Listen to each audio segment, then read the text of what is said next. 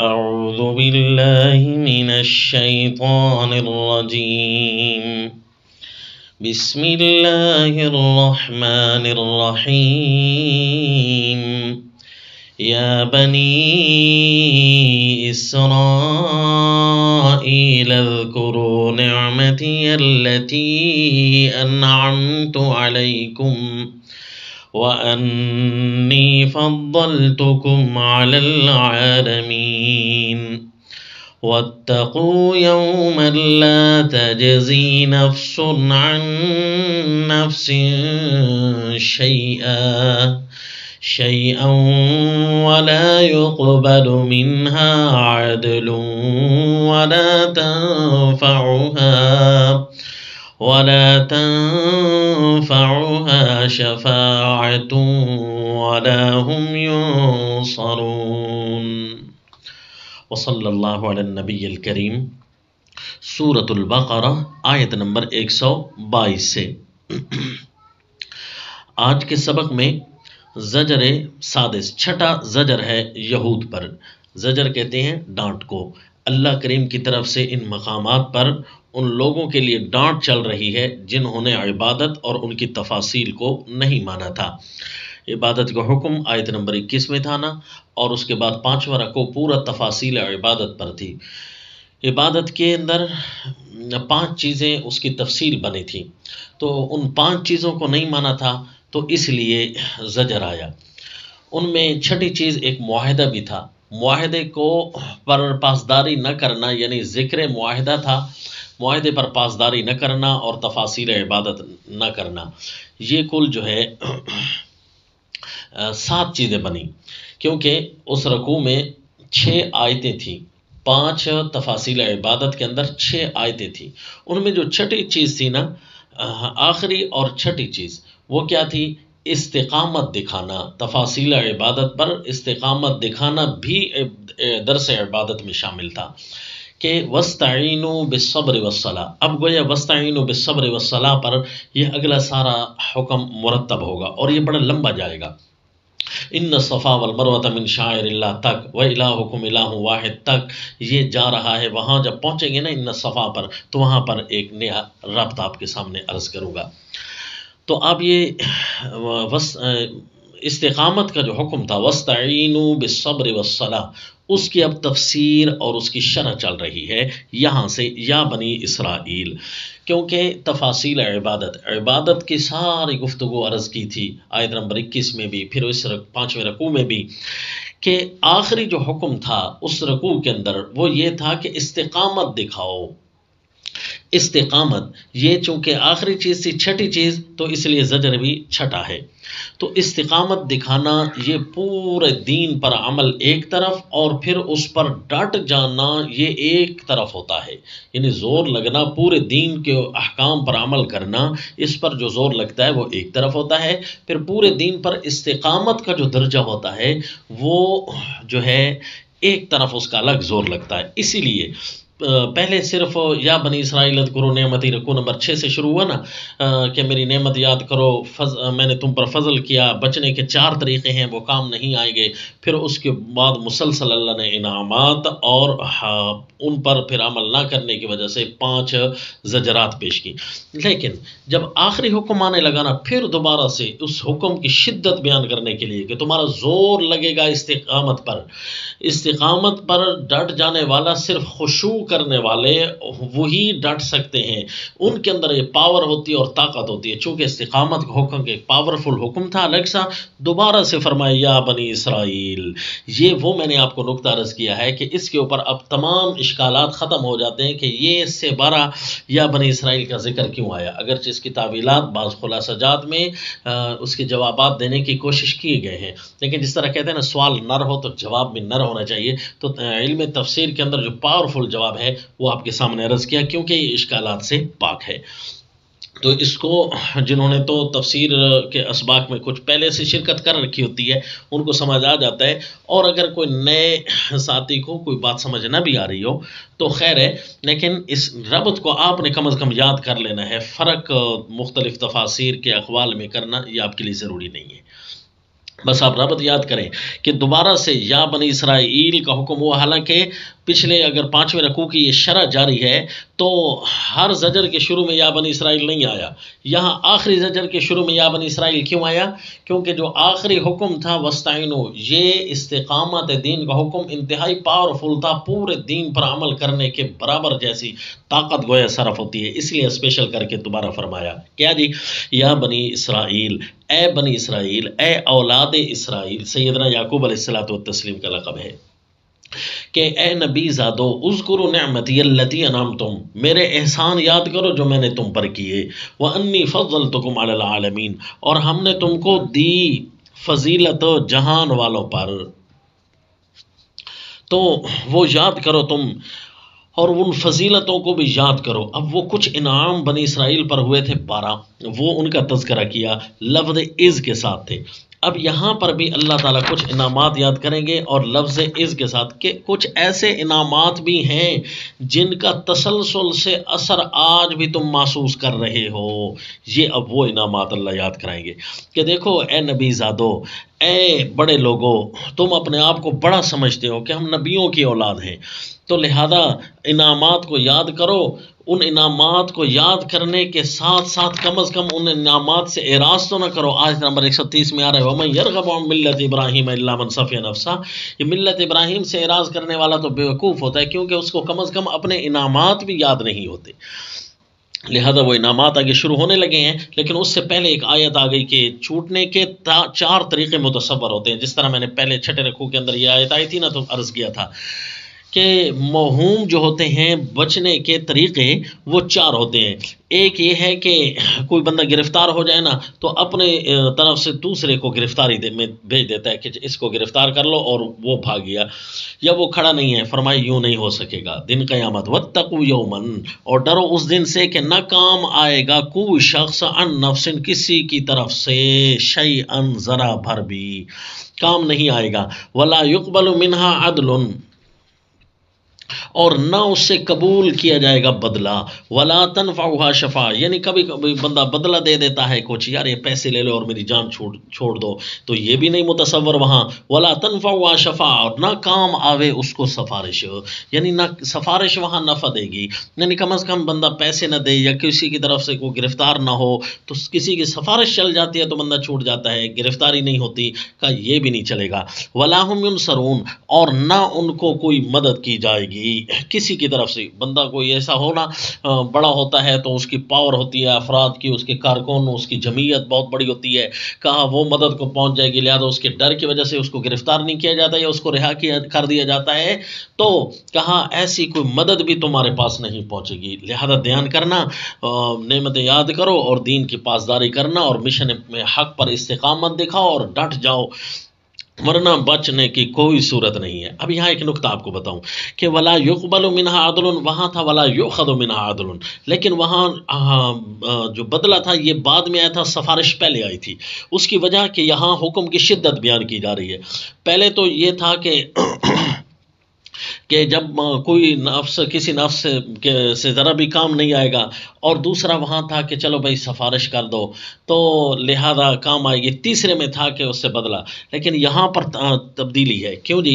اس لیے کہ استقامت کا حکم دیا جا رہا ہے نا، اور شدت کا حکم، اور جہاں شدت کا حکم ہوتا ہے وہاں بڑے مستقیم لوگ، بڑے پاورفل لوگ ہوتے ہیں، جو پاورفل لوگ ہوتے ہیں نا وہ پہلے اپنی طاقتیں آزماتے ہیں، اپنا بندہ دے دیتے ہیں یا پیسے دے دیتے ہیں، تیسرے نمبر پر کسی کی سفارش کا سہارا لیتے ہیں، کیونکہ مستقیم اور صاحب استقامت لوگ جو بڑے لوگ ہوتے ہیں وہ یہ کام کرتے ہیں، تو اس لیے ترتیب بھی یہاں بدل دی کہ وہاں پہلے تمہاری اپنی پاورز بھی کام نہیں آئے گی اور دوسرے کی پاورز بھی کام نہیں آئے گی، تو یہ پہلا نقطہ ہو گیا۔ اب دوسرا نقطہ کہ ولا یؤخذ منها عدل، وہاں تھا اور یہاں لا يقبل منها عدل، کیونکہ استقامت کا حکم یہ شدت کا ہوتا ہے، لا یؤخذ منها عدل میں یہ ہوتا ہے کہ ان کو کہا جاتا ہے کہ تمہارے اوپر کیس ہو گیا ہے، لہذا ان کو خود بتایا جاتا ہے کہ تم فدیہ دو تو تمہاری جان چھوٹ سکتی ہے، تو وہ فدیہ دیتے ہیں تو پھر لے لیا جاتا ہے، کہا لے بھی نہیں لیا جائے گا، لہذا لیکن یہاں جب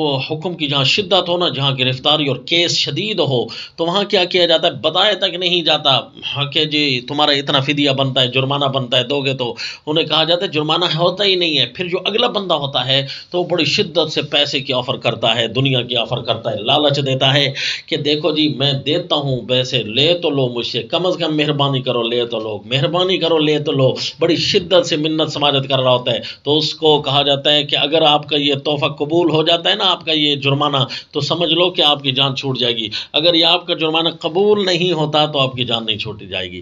تو یہاں اس کا مطلب ہے شدت کا حکم ہے، اور استقامت کا حکم بڑا شدید ہوتا ہے نا، تو کہا دین پر ڈٹ کر رہنا، یہ بڑا شدید حکم ہے۔ تم پیسے دینے کی منتیں بھی اگر کرو نا بالفرض، ہوگے تو نہیں وہاں پیسہ، پھر بھی قبول نہیں کیا جائے گا۔ تو یہ ایک شدت کا نقطہ تھا، اس لیے استقامت دین بڑی بات ہوتی ہے، روزانہ اپنے دین کو قائم رکھنا۔ صرف یہی نقطہ اللہ کریم سمجھا رہے تھے، رکوع نمبر 5 میں آیا تھا نا کہ ڈٹ جانا کس کے پاس ہوتا ہے، الا علی الخاشعین الذین یظنون انہم ملاقو۔ ساری زندگی اگر ذہن میں یہ نقطہ رکھو نا کہ انہم ملاقو ربہم، کہ میں نے اپنے رب کے سامنے کھڑا ہونا ہے، صبح و شام اسی خیال میں اگر گزریں گے نا تو بڑے خوبصورت پرسکون اچھے میٹھے انداز میں دن گزر جائیں گے۔ اگر یہی خیال غائب ہونے کی دیر ہے، ہر گناہ سامنے آ جائے گا۔ اپنے اللہ کا تذکرہ دل سے مٹنے کی دیر ہے، حدیث پاک میں آیا شیطان دل کے قریب ایک اپنے شتونگڑے کو بٹھائے رکھتا ہے، جس کے ذمہ ہوتا ہے کہ گناہوں کی زہر بھر وہ ایک سونڈ سی دل کے قریب رکھتا ہے۔ جب اللہ سے کوئی بندہ غافل ہوتا ہے نا تو وہ گناہوں کا زہر دل کے اندر بھرنا شروع کر دیتا ہے۔ تو گناہوں کا زہر جب دل میں آیا تو پھر وہاں پھر شیطنت بیٹھ جائے گی، پھر گناہ ہی گناہ۔ اس کا مطلب ہے کہ جب ہم گناہ کرتے ہیں ہمارے دل میں ہمارا اللہ نہیں ہوتا، اس وقت ہم خاشعین لوگوں میں داخل نہیں ہوتے، اس وقت ہم سے استقامت چھوٹ سکتی ہے۔ لہذا اگر بچنا ہے نا، استقامت دکھانی ہے دین پر، تو ہر وقت ہر کام کرتے ہوئے یہ خیال کریں کہیں اللہ کی طرف سے اعتراض تو نہیں لگ جائے گا میرے اوپر، کہیں اللہ کی طرف مثلاً اب یہاں ہم بیٹھے ہیں نا پڑھ رہے ہیں، تو اس پڑھنے پر دیکھیں کہ کوئی ایسا طریقہ تو ہم نہیں کر رہے کہ مثلاً تفسیر قرآن غلط کر رہے ہوں، اس لیے بڑے ڈر کر سبق پڑھنا ہے، سوچ کر ایک ایک لفظ کا کہیں اللہ کی طرف سے اعتراض نہ لگ جائے۔ یہ ہم ڈیوائسز اٹھا کر بیٹھے ہوئے ہیں، کہیں یہ ڈیوائس اٹھانا ہمارا جائز ہے کہ ناجائز ہے۔ میں نے پہلے بھی موبائل کے بارے میں حکم بتا دیا تھا کہ بے عمل نہیں بننا، تو اس میں ایسی ڈیوائسز خریدنے کے کچھ طریقے بتائے تھے کہ فتویٰ لے کر ہی خرید سکتے ہیں۔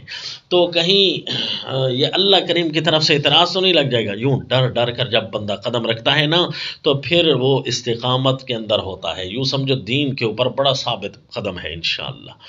تو اب انعامات بھی یاد دلائے، اور انعامات کا رنگ آپ دیکھیں گے کہ وَإِذِ ابْتَلَىٰ، اِذ کے لفظ سے دوبارہ انعامات اللہ یاد کروا رہے ہیں، اور انعامات کا رنگ یہ ہے کہ اس کے اندر استقامت نظر آئے گی۔ کیسے جی؟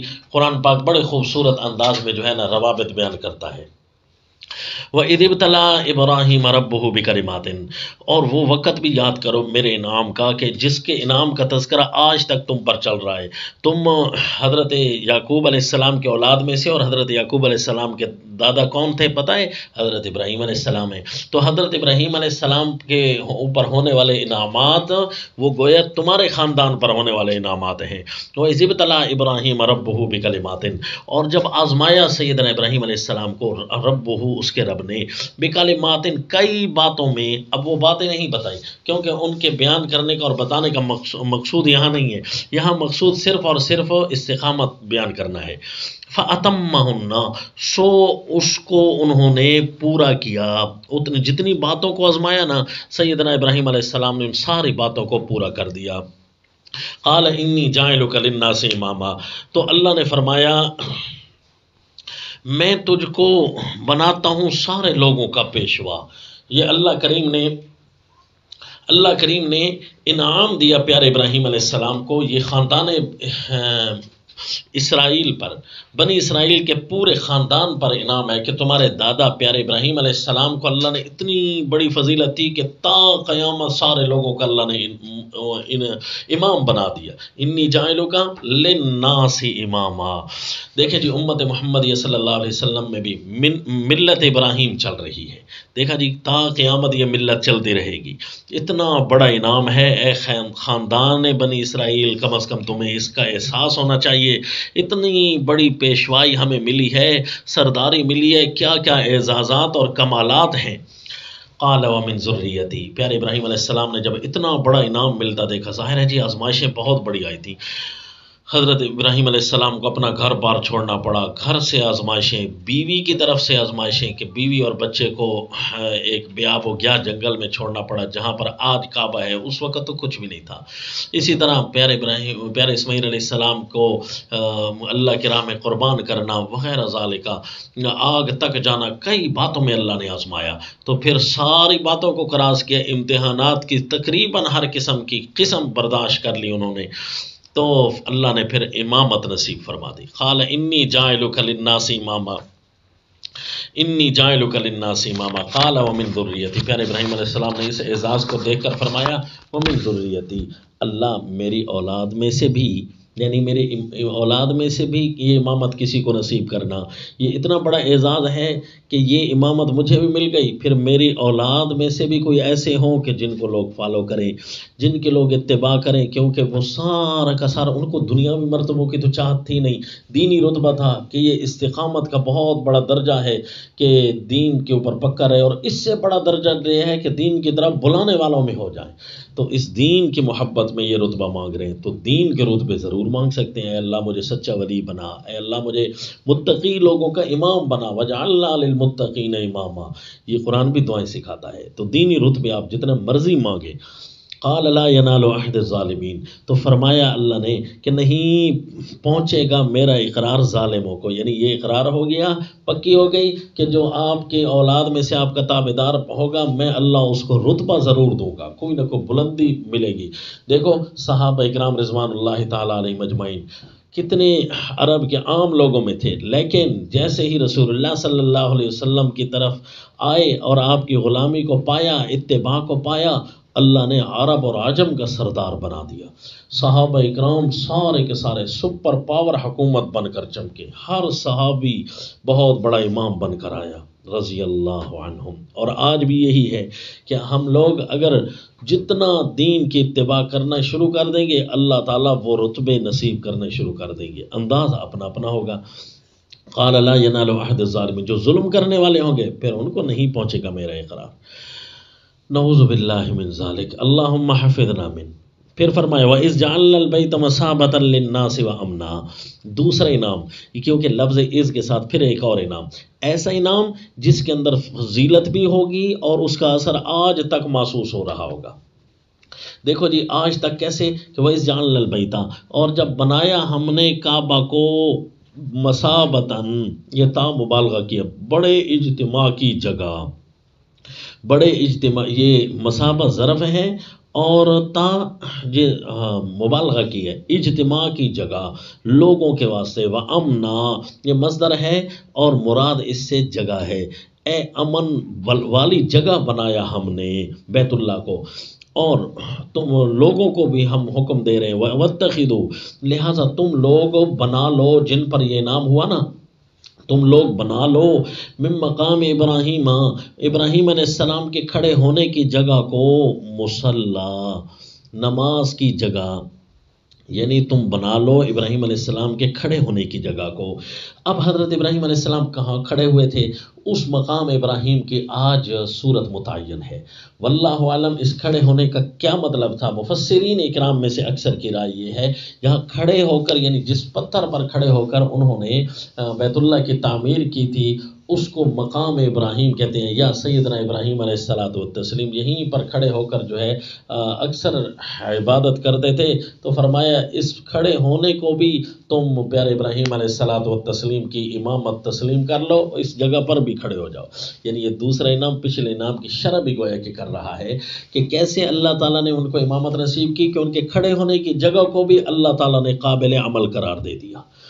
وَعَهِدْنَا، عہدنا کے اندر جو الہ اس کا صلہ آ جائے نا، اس کا مطلب ہوتا ہے یہ وصیت، تاکیدی حکم کرنا، تو وَعَهِدْنَا إِلَىٰ إِبْرَاهِيمَ، اور حکم دیا تاکیدی ہم نے اس لیے وصیت ہوتی ہے، اور امرنا اس کا معنی مجازی ہوتا ہے، اس لیے ہم منع کر رہے ہیں دونوں لفظوں کو ساتھ لے کر اس کو عربی کے اندر تضمین اور مختلف جو ہے اصطلاحات سے یاد کیا جاتا ہے۔ علم البدیع علوم عربیہ کا ایک علم ہوتا ہے۔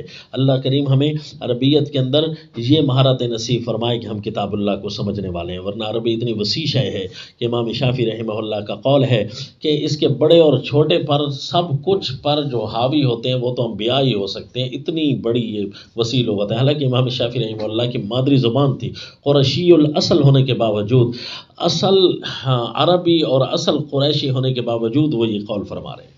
تو اس لیے دونوں جملے یہاں منع ہم کر رہے ہیں۔ حکم دیا ہم نے ابراہیم علیہ السلام اور اسماعیل علیہ السلام کو، ان طہرا بیتیا، یعنی بیت اللہ کو ہم نے امن والا بنایا، یہ بہت بڑا انعام ہے۔ اور یہ بھی ہمارا انعام تھا کہ ہم نے یہ حکم دیا تھا کہ ان طہرا، کہ پاک رکھو میرے گھر کو، للطائفین، طواف کرنے والے، والعاکفین، اور اعتکاف کرنے والے۔ طائفین اشارہ ہے باہر سے آنے والوں کا کیونکہ وہ چکر لگاتے ہیں، اور عاکفین اشارہ ہے وہاں کے رہنے والوں کا، رہائشیوں کا، کیونکہ اعتکاف اشارہ اسی کا ہے۔ رہائشی ہوں یا باہر سے آنے والے ہوں، کوئی بھی ہوں، ان کے عبادت کے لیے آپ نے اس گھر کو پاک رکھنا ہے۔ ہر قسم کے کفریات، شرکیات، برے عقیدے، کچھ بھی یہاں نہیں چلنا چاہیے۔ یہ ایک ایسی جگہ ہو کہ جہاں مظاہر توحید اور جہاں مظاہر ربوبیت و عبادت کے ہی تذکرے ہوں۔ والرکع السجود، اور رکوع کرنے والوں کے لیے اور سجدہ کرنے والوں کے لیے اس جگہ کو پاک رکھنا۔ یہ طہرا، یہ ہر قسم کی طہارت کو شامل ہے، ظاہری ہو یا باطنی ہو۔ اس سے یہ ثابت ہوتا ہے کہ مسجد کی جو ظاہری طہارت ہے نا، صفائی وغیرہ، یہ کتنا بڑا اعزاز ہوتا ہے اگر کسی کو نصیب ہو جائے۔ اس کا حکم اللہ نے انبیاء کو کیا ہے، اس لیے مساجد اور خصوصاً حرم ان کو صفائی کرنے کے اعزاز سمجھیں۔ اور پھر باطنی صفائی بھی ضروری ہے کہ یہاں پر کفریات اور شرکیات کسی قسم کی نہیں ہونی چاہیے۔ میں اپنے ساتھیوں کو بتا رہا تھا پچھلی عبادت کے حکم میں کہ دیکھو، جس طرح رکوع سجدہ اللہ کے لیے ہے تو اسی طرح احکام ماننے بھی اللہ کے لیے، قانون بھی اللہ کا چلے گا، اس کو کہتے ہیں عبادت۔ تو جب عبادت کے لیے گھر کو پاک رکھنا ہے تو رکوع سجدے جہاں غیر اللہ کے نہیں ہو سکتے، غیر اللہ کے قانون کا تذکرہ بھی مسجدوں میں نہیں ہو سکتا۔ اس لیے کوئی بندہ شرکیہ امور کا کسی تقریب کو مسجد میں نہیں اٹینڈ کروا سکتا۔ اسی طرح جمہوریت کی کسی طرح کی تقریب کو مسجد میں اٹینڈ کرنا، یہ مسجد کو ناپاک کرنا ہے، نعوذ باللہ۔ انطہرا، یہ انبیاء کو حکم ہوا ہے کہ دین کے مخالف کسی قسم کی سرگرمیاں یہاں نہیں ہونی چاہیے، ہر قسم سے پاک رکھنا ہے نا، کیونکہ میرے گھر کو پاک رکھو، بھائی کسی سے پاک رکھیں، عمومیت کی بنا پر اگلے سارے مفعول حذف ہیں، یعنی ہر قسم کی پلیدی سے گھر کو پاک رکھنا ہے۔ تو یہ بہت بڑا انعام تھا جس کا لفظ اس کے ساتھ تذکرہ کیا کہ آج تک اس کے فوائد تم لے رہے ہو کہ اللہ نے آج تک اس حکم کو برقرار رکھا ہے، میرے گھر کو سوائے میری عبادت کے تذکروں کے بالکل یہاں کچھ نہ ہو۔ تو یہ انعام یاد کرو نا، اس انعام پر آج تم استقامت دکھاؤ نا۔ میں نے عرض کیا نا کہ یہ اس طرح کے انعام ہیں جن کا تسلسل آج بھی جاری ہوگا، اس طرح کے انعام ہوں گے جن کے اندر فضیلت بھی ہوگی، اور اس طرح کے انعام ہوں گے جس کے اندر استقامت ٹپکتی ہوئی نظر آئے گی۔ تو یہ درس استقامت بھی آ گیا جی۔ ایک تیسرا انعام، وَإِذْ قَالَ إِبْرَاهِيمُ رَبِّ اجْعَلْ، یہ تیسرا ہے اور آخری اور تیسرا انعام ہے، اور اس کے اندر جو ہے روحانی اور جو ہے جسمانی ہر قسم کی ترقی کی دعا ہے، اور یہ تاحال بھی شامل ہے، آج تک بھی شامل ہے، اور اس میں فضیلت بھی ہے۔ اور اس میں درس استقامت کیسے ہوگا ذرا دیکھیے۔ وَإِذْ قَالَ إِبْرَاهِيمُ، اور جب فرمایا پیارے ابراہیم علیہ السلام نے، رب اجعل ھذا بلدا آمنا، اے میرے رب بنا اس کو شہر، اس شہر کو امن والا، آمنن امن والا۔ یہ ہو گئی اس کی روحانیت کی دعا، ہر قسم کا امن اللہ اس کو نصیب فرما، ظاہری باہر ہر قسم کا۔ اور ورزق آلہ، اب روزی کی دعا کی، اور اس کے رہنے والوں کو دے من الثمرات، میوے ہر قسم کے۔ حالانکہ یہاں بنجر زمینیں ہیں، پتھریلی زمینیں ہیں، یہ جو ہے کاشتکاری کے قابل زمینیں نہیں ہیں، لیکن اس میں رہنے والوں کو پھر بھی کمی نہ آئے، اتنا کچھ رزق عطا کر۔ اللہ قادر ہے جی، اللہ کر سکتے ہیں، اللہ کے پاس کس چیز کی کمی ہے۔ لہذا اگر کوئی کمزور ہو مالی اعتبار سے تو وہ یہ سمجھے رکھے کہ میرے اللہ جو مجھے دے رہے ہیں نا، اس اللہ کے پاس بہت ہے، میں میں جو کمزور ہوا بیٹھا ہوں مالی اعتبار سے، لگتا ہے کہیں نہ کوئی کمی ضرور ہے، ان کمیوں کے ازالے کے لیے بندہ محنتیں کرے، اللہ کی طرف بار بار لوٹے، نہ یہ کہ کاروبار کو وسیع تر بنانے کے تذکرے سوچے، بلکہ اپنی معافیوں کے تذکرے کرے۔ اس لیے جتنا اللہ کو راضی کرے گا اللہ اتنا رزق کے بندوبست کرے گا۔ ورزق اہلہ، اے اللہ اس کے رہنے والوں کو دے من الثمرات، ہر قسم کے میوے۔ تو اس لیے سورہ قصص میں نا یجمع الیہ ثمرات کل شیء، ہر شے کے میوے یہاں کھینچے چلے آتے ہیں، لوگ بھی کثیر آتے ہیں اور یہاں پر وہ پھل فروٹ ملتے ہیں کہ دنیا میں کہیں بھی اگر اس کا موسم چل رہا ہے نا تو وہاں وہ چیز دستیاب ہوگی۔ یہ پیارے ابراہیم علیہ السلام کی دعاؤں کا ثمر ہے۔ لیکن دعا مانگتے ہوئے آپ نے جو ہے نا استقامت کے مظاہر یاد رکھے۔ بھئی باقیوں تو کو ملے گی، من آمن منہم، اسپیشل ان لوگوں کو کوئی کمی نہیں آنی چاہیے کہ جو ایمان لائیں ان میں سے اللہ پر اور آخرت کے دن پر، کیونکہ انہوں نے عبادت کرنی ہے اور اس گھر کے اندر انہوں نے رہنا ہے۔ اگر روزی کی فکر سے آزاد ہوں گے تو عبادات ان سے بہت اچھے طریقے سے ہوں گی۔ تو قال ومن کفر، تو اللہ تعالیٰ نے فرمایا کہ رزق تو کافروں کو بھی دوں گا۔ یعنی عین ممکن ہے کہ پیارے ابراہیم علیہ الصلوۃ والتسلیم نے پچھلے معاہدے کو دیکھا کہ فرمایا اللہ میری اولاد کا بھی یہ امامت نصیب فرما، تو وہاں پر اولاد میں اسپیشل مینشن کرنا بھول گیا، نامینیٹ کرنا بھول گیا مومنوں کو، یا صرف سادہ سی دعا کی، تو اللہ نے وہاں یاد دلایا کہ دھیان کہ آپ نے ایسے معاہدوں میں استقامت کا درس بھی یاد رکھنا ہے کہ وہ پھر جو ظالم لوگ ہوں گے نا، جو دین پر مستقیم نہیں رہیں گے، سیدھا نہیں رہیں گے، پکے نہیں رہیں گے، ان کو یہ معاہدہ نہیں ملے گا۔ تو اب سیدنا ابراہیم علیہ السلام نے اپنی دعاؤں میں تذکرہ بھی مومنوں کا کیا ہے کہ چونکہ وہ اے اللہ تیرے دین کے تابع دار ہوں گے، سچے ہوں گے، اے اللہ ان کو معاشی فکر سے آزاد فرما، ان پریشانیوں سے۔ تو اللہ کریم نے یہاں یہ بھی اشارہ کر دیا کہ یہاں میں کافروں کو بھی دیتا ہوں، مومنوں کو تو دوں گا، کافر کیونکہ اس کا تعلق میری رحمت خاصہ کے ساتھ نہیں، رحمت عامہ کے ساتھ ہے۔ تو عمومی رحمت میں یعنی رزق کا تعلق عمومی رحمت کے ساتھ ہے۔ فَأُمَتِّعُهُ قَلِيلًا، جو کافر ہوگا اس کو نفع پہنچاؤ گا تھوڑے دنوں، زماناً قلیلا، یعنی تھوڑا نفع، بے شک نفع کی مقدار زیادہ ہو، زمانہ تھوڑا ہوگا، یعنی آخرت کی زندگی کے مقابلے میں جتنی بھی زندگی مل جائے نا ہے تو تھوڑی۔ ثم اضطرہ الی عذاب النار، پھر اس کو میں مجبور کر دوں گا دوزخ کے عذاب کی طرف۔ وبئس المصیر، اور بری جگہ ہے رہنے کی۔ وَإِذْ يَرْفَعُ ابراہیم، تو یہ وہ جگہ چیز تھی کہ جہاں استقامت کا بھی تذکرہ سیدنا ابراہیم علیہ السلام نے مومنوں کو اسپیشل یہاں فرمایا اللہ ان کو پرسکون کر، ان کو معاشی فکر سے آزاد فرما۔ آپ بھی یہ دعا مانگ سکتے ہیں اور اپنے رزق کے لیے خصوصی دعا مانگے، لیکن اللہ تعالیٰ فرماتے ہیں قرآن میں کہ ما اريد منهم من رزق، میں تم سے رزق مانگتا تو نہیں ہوں، چاہیے بھی نہیں۔ لا نسألک رزقا، سورہ طٰہٰ میں بھی ہے، یہ سورہ ذاریات کی آیت تھی اور سورہ طٰہٰ میں ہے لا نسألک رزقا۔ اصل کیا ہے، عبادت کو پکا کریں، نحن نرزقک، ہم تمہیں رزق دیں گے۔ اس لیے جتنا ہو سکے بار بار لوٹیں اللہ کی عبادت کی طرف، بار بار اپنی کمیوں کو ٹیسٹ کیا کریں، اپنی کمزوریوں کو دیکھیں، اے اللہ کہاں سے کمی ہے، پھر اپنے اللہ سے بار بار مانگیں۔ انبیاء نے بھی رزق مانگے ہیں تو آپ بھی مانگیں رزق کثیر، کیونکہ معاشی فکر سے آزاد ہونا یہ عبادت کو بڑا خوبصورت کر کے کرتا ہے۔ معاشی پریشانی ہونا تو عبادت کے اندر بھی خلل آ رہے ہوتے ہیں۔ اے اللہ ہمیں اس تکلیف سے محفوظ رکھنا۔ اور خصوصاً رسول اللہ صلی اللہ علیہ وسلم دعا مانگتے تھے، اللہم انی اسألک الہدی والتقی والعفاف والغنی، اللہم انی اعوذ بک من سوء القضاء ودرک الشقاء وشماتۃ الاعداء وجہد البلاء۔ یہ دعائیں ہیں، اور پیارے موسیٰ علیہ السلام کی دعا ہے وہ بھی آپ مانگ سکتے ہیں کہ رب انی لما انزلت الی من خیر فقیر۔ پیارے عیسیٰ علیہ السلام کی دعا ہے وہ بھی مانگ سکتے ہیں کہ ربنا اللہم ربنا انزل علینا مائدۃ من السماء تکون لنا عیدا لاولنا وآخرنا وآیۃ منک وارزقنا وانت خیر الرازقین۔ اور پیارے سیدنا سلیمان علیہ السلام کی دعا بھی مانگ سکتے ہیں، رب اغفر لی وہب لی ملکا لا ينبغی لأحد من بعدی انک انت الوہاب۔ یہ رزق کے لیے کثیر تر دعائیں ہیں۔ وَإِذْ يَرْفَعُ ابراہیم، اب اگلا انعام جس کا تذکرہ تفصیلی اللہ تعالیٰ کر رہے ہیں اس کے اندر بہت ساری دعائیں بھی ہوں گی۔